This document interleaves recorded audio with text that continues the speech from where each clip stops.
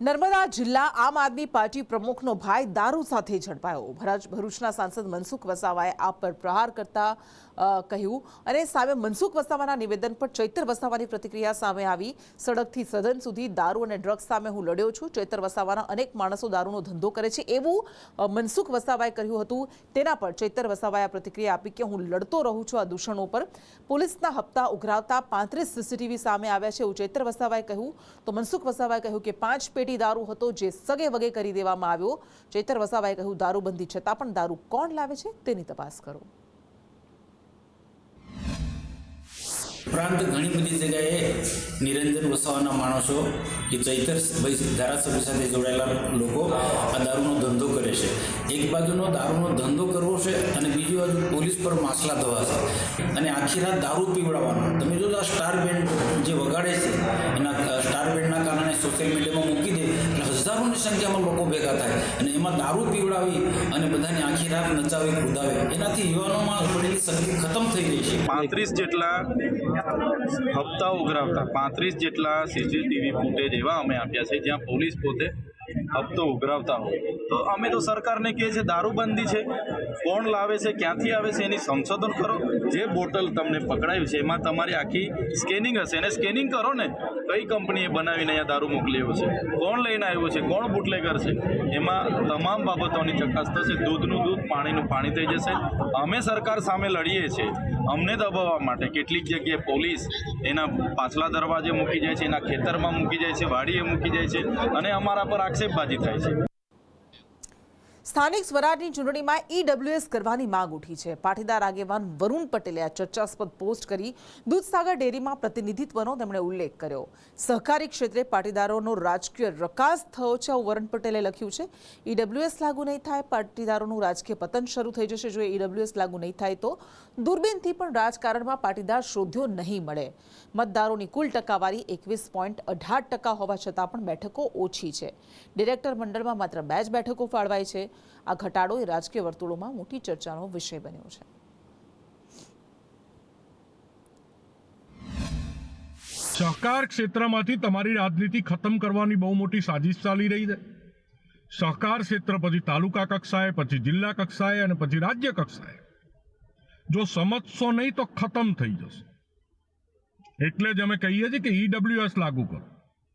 EWS જો સ્થાનિક સ્વરાજની ચૂંટણીમાં લાગુ થશે તો ખાલી પાટીદાર નહીં, બિન અનામત વર્ગનો પણ અમુક અધિકાર, રાજકીય અધિકાર જળવાયેલો રહેશે, રાજકીય પ્રતિનિધિત્વ જળવાયેલું રહેશે। એક તો દૂધસાગર ડેરીના બનાવને એની સાથે જોડ્યો છે 21%નું વર્ચસ્વ અને 2 ડિરેક્ટરો અને એના અનુસંધાને એમણે વાત કરી છે કે ભાઈ સ્થાનિક સ્વરાજના ઇલેક્શનની અંદર જો 10% ઈડબ્લ્યુએસ નહીં થાય તો સમાજને નુકસાન થશે અને આ 10% જે ઈડબ્લ્યુએસનો લાભ છે દરેક વ્યક્તિને, દરેક સમાજને મળવાનો છે। માત્ર કોઈ એક પાર્ટિક્યુલર પટેલ સમાજને કે પાટીદાર સમાજ પૂરતો પ્રાપ્ત નથી। દૂરબીનની અંદર પણ પાટીદારો નહીં દેખાય, એકદમ સાચી વાત એમને કહી છે અને આવનારા સમયની અંદર જાગશે નહીં તો ચોક્કસ આ પરિણામ તરફ પાટીદાર સમાજ જઈ જ રહ્યો છે। આજે રાજનીતિમાં પણ પતન થઈ રહ્યું છે, સહકારી સંસ્થાઓમાં પણ પતન થઈ રહ્યું છે। દિલ્હી પોલીસે 3 આતંકવાદીઓની ધરપકડ કરી। આરોપીઓ પાકિસ્તાની એજન્સી આઈએસઆઈ સાથે સંકળાયેલા હતા। ગેંગસ્ટર શહજાદ ભટ્ટી હથિયારોનું નેટવર્ક ચલાવતો હતો। ગેંગસ્ટર નેટવર્કથી શસ્ત્રો અને વિસ્ફોટકો મોકલતા હતા। યુપી, એમપી અને પંજાબમાંથી આ 3 આતંકવાદીઓની ધરપકડ કરવામાં આવી છે। તો વધુ એક આ મોટી સફળતા પ્રાપ્ત થઈ છે। દિલ્હી પોલીસને 3 આતંકીઓની ધરપકડ કરવામાં આવી છે અને કેવી રીતે ગેંગસ્ટર્સ નેટવર્કથી શસ્ત્રો અને વિસ્ફોટકો મોકલતા હતા તેનો ભાંડાફોડ થયો છે। યુપી, એમપી અને પંજાબમાંથી આ 3 આતંકવાદીઓની ધરપકડ કરવામાં આવી છે।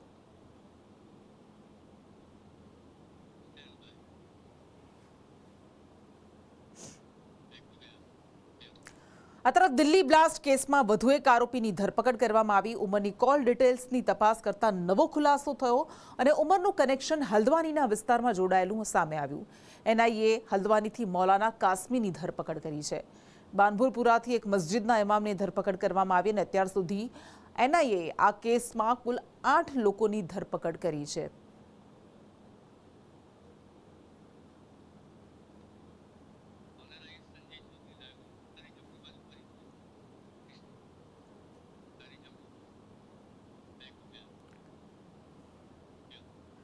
અને આ અંગે વધુ વિગતો મેળવીશું સહયોગી સંજય ચૌધરી પાસેથી. સંજય, આ આખો કેસ જેમાં શરૂઆતમાં ડોક્ટર્સની ભૂમિકા સામે આવી, કેટલાક મૌલવીઓની ભૂમિકા સામે આવી અને વધુ એક આરોપીની ધરપકડ કરવામાં આવી છે, શું વધુ વિગત?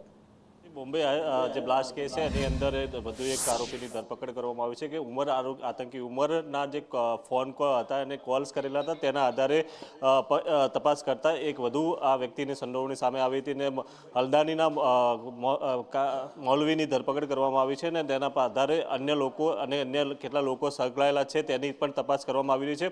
બીજી તરફ આ દેશની અંદર અલગ અલગ ટેરર મોડ્યુલ કામ કરી રહ્યા હતા તેને પણ એક નેટવર્કનો પર્દાફાશ કરવામાં દિલ્હીની સ્પેશિયલ ફોર્સને સફળતા મળી છે કે 3 આતંકવાદીઓને ઝડપવામાં સફળતા મળી છે. આંતરરાષ્ટ્રીય અને આંતરરાજ્ય અલગ અલગ જગ્યાઓ પર અલગ અલગ રાજ્યોમાંથી ISIના સંપર્કથી ચાલતા ટેરર નેટવર્કનો પર્દાફાશ કર્યો છે.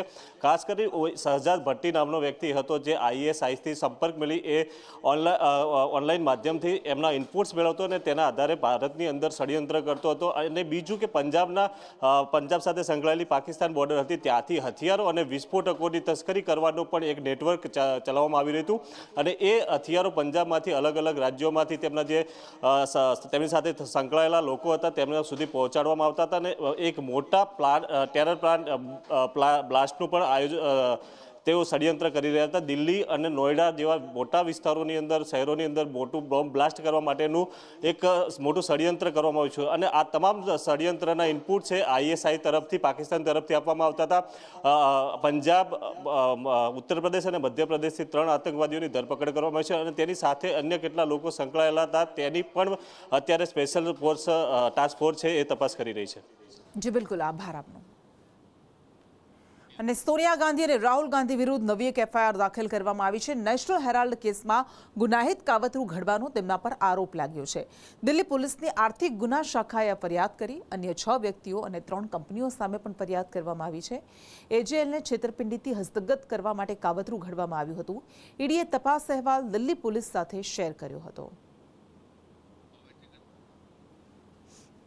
તો રાહુલ ગાંધી અને સોનિયા ગાંધી વિરુદ્ધ નેશનલ હેરાલ્ડ કેસમાં આ વધુ એક ફરિયાદ દાખલ કરવામાં આવી છે. આ પહેલા પણ અનેક ફરિયાદો દાખલ થઈ ચૂકી છે, ત્યારે આ કેસ ચાલી રહ્યો છે અને બધા વચ્ચે નેશનલ હેરાલ્ડ કેસમાં ગુનાહિત કાવતરું ઘડવાના આરોપ સાથે આ વધુ એક FIR દાખલ કરાઈ છે.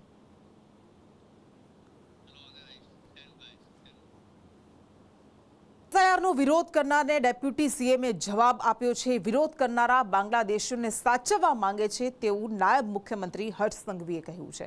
નાગરિકોનો હક હોવો જોઈએ કે તેમનો નેતા કોણ હશે. બાંગ્લાદેશી ઘૂસણખોરો નક્કી કરશે કે દેશના નેતા કોણ હશે. વિરોધ કરનારા બાંગ્લાદેશીઓ દેશના નેતા નક્કી કરશે શું, તેવું હર્ષ સંઘવીએ કહ્યું છે. જો હું એવું માનું છું કે કોઈ બી દેશનો નેતા કે કોઈ બી રાજ્યના નેતા કે પછી કોઈ બી નગરપાલિકા મહાનગરપાલિકાના નેતા એ ક્ષેત્રના નાગરિકોનો જ હક હોવો જોઈએ એ નેતાને નક્કી કરવા માટેનો. આ જે લોકો વિરોધ કરી રહ્યા છે શું ચાહે છે? આ બાંગ્લાદેશી ઘૂસપેટીઓ મારા દેશના નેતા નક્કી કરે, મારા રાજ્યના નેતા નક્કી કરે? જે વિરોધ કરી રહ્યા છે એનું ષડયંત્ર શું છે એ સમાજ ખૂબ સારી રીતે જાણે. રાજ્યમાં અંબાલાલ પટેલે માવઠાની આગાહી કરી છે. 18 થી 24 ડિસેમ્બર વચ્ચે મજબૂત વેસ્ટર્ન ડિસ્ટર્બન્સ આવશે. પશ્ચિમી વિક્ષેપ આવતા માવઠું થવાની શક્યતા છે. 22 ડિસેમ્બરથી રાજ્યમાં કાતિલ ઠંડી પડવાની શરૂઆત થશે. લીથુઆની, તમિલનાડુ, આંધ્રપ્રદેશ અને પુડુચેરીમાં અસર થશે તેવું પણ તેમણે કહ્યું છે અને તેના કારણથી અતિભારે વરસાદની શક્યતા છે. તો વલસાડ, નવસારી, સુરતમાં વાદળછાયું વાતાવરણ રહેશે. તો અંબાલાલ પટેલ તરફથી આગાહી કરવામાં આવી છે કે આ શિયાળાની સિઝનમાં પણ ફરી એક વખત માવઠું આવી શકે છે અને ત્યારબાદ 22 તારીખથી 22 ડિસેમ્બરથી રાજ્યમાં કાતિલ ઠંડી પડવાની શરૂઆત થશે. લગભગ વલસાડના ભાગોમાં વાદળવાયુ આવી શકે, તેમજ નવસારી સુરતના ભાગમાં પણ વાદળવાયુ આવવાની શક્યતા રહેશે. ભરૂચના ભાગમાં પણ વાદળવાયુ આવવાની શક્યતા રહેશે. ગુજરાતના કેટલાક ભાગમાં ખાસ કરીને છાંટા પડવાની શક્યતા રહેશે. ખાસ કરીને ઉત્તર ગુજરાતના ભાગોમાં છાંટા પડવાની શક્યતા રહી શકે અને રાજ્યના અન્ય ભાગોમાં છાંટા પડવાની શક્યતા રહી શકે. અને 20મી ડિસેમ્બરે દેશના ઉત્તરીય પર્વતીય પ્રદેશોમાં ભારે હિમવર્ષા થવાની શક્યતા રહેતા 22 ડિસેમ્બર આસપાસ કાલથી ઠંડીને વેગ મળે. તારીખ 18થી 24 ડિસેમ્બરના અંત સુધીમાં માવઠું થવાની શક્યતા રહે.